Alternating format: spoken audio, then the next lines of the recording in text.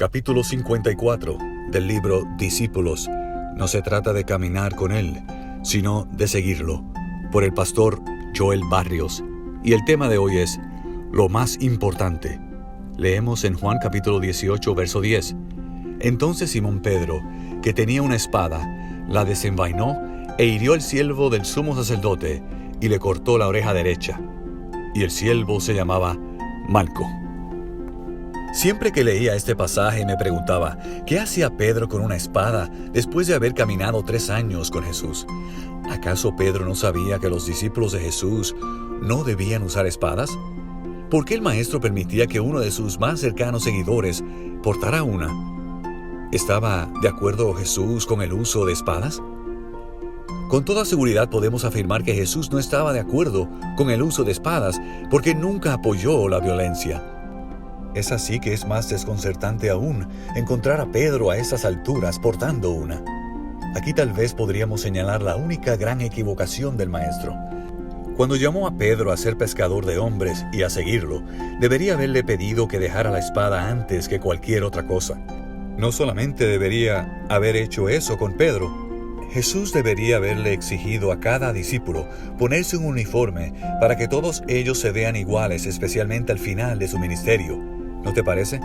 Hubiera sido tan útil para Jesús haber preparado un manual para discípulos donde se estableciera la vestimenta que deberían haber usado, la conducta a seguir en caso de una emergencia, qué palabras usar en una predicación, cómo caminar, cómo contestar preguntas difíciles o cómo reírse.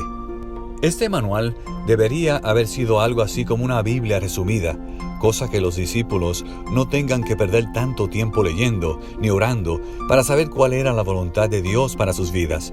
Esta herramienta les hubiera ahorrado mucho trabajo posterior, ya que Jesús podría haber designado a un discípulo temperamental como líder del grupo, que podría haber sido Pedro, para controlar que los demás sigan las reglas del manual, y si eso no sucedía, entonces se los echaba del grupo, asegurando la pureza del mismo.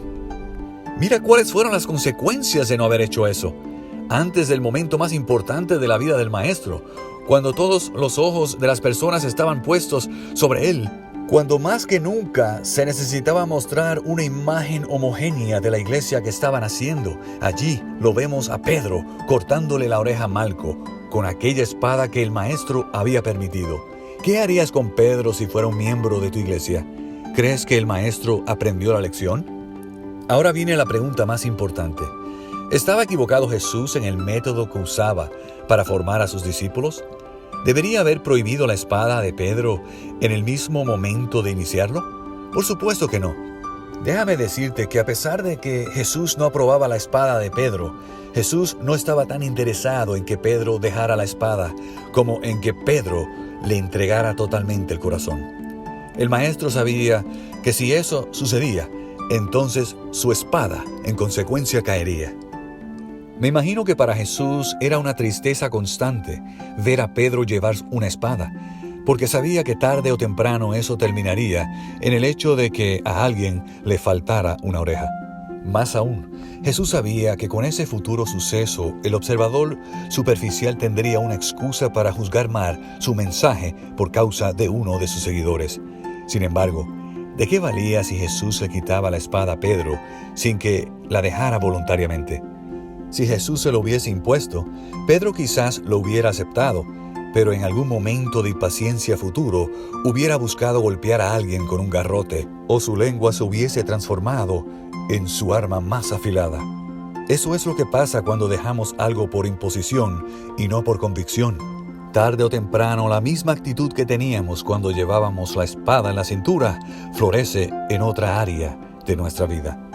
El problema de Pedro no estaba en su espada, estaba en su corazón, y mientras su problema de fondo no estuviera solucionado, tratar de taparlo sería como pensar que un enfermo de neumonía está sano porque le bajamos la fiebre con una aspirina. Lastimosamente, muchas veces nosotros tampoco entendemos el método que Jesús usaba para formar verdaderos discípulos. Muchas veces encontramos a aquellos que profesan seguir a Jesús muy preocupados por uniformar a los prosélitos, Pareciera que lo más importante para esta gente es mostrar una imagen de rectitud que el hecho de salvar personas del pecado y de la esclavitud de sí mismos. Es verdad, de acuerdo a los métodos usados en estos tiempos, uniformar personas podría ser la forma más rápida para lograr cuantiosos resultados y obtener aparente éxito en una iglesia que no ha experimentado el poder transformador del Espíritu Santo. El hecho de uniformar gente en la iglesia puede darnos la sensación de seguridad que necesitamos para pensar que estamos haciendo las cosas bien cuando en realidad nos falta el poder del Espíritu. Nuestra preocupación por uniformar puede esconder una falta de disposición a humillarnos para buscar el poder que hará realmente los cambios.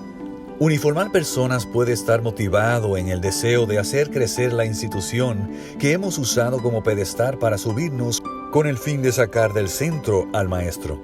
Hacer discípulos requiere de un consciente esfuerzo por no estorbar la obra que el Espíritu quiere hacer en el corazón de las personas, con el fin de que ellos alineen sus valores voluntariamente con los principios del reino de los cielos. Formar un discípulo requiere tiempo, esfuerzo, respeto sacrificado y en algunos casos caminar hasta 3 años soportando que alguien lleve una espada colgada de su cintura. A pesar que Jesús nunca aceptó la violencia, Él estaba más interesado en aquel que portaba la espada que en la espada misma.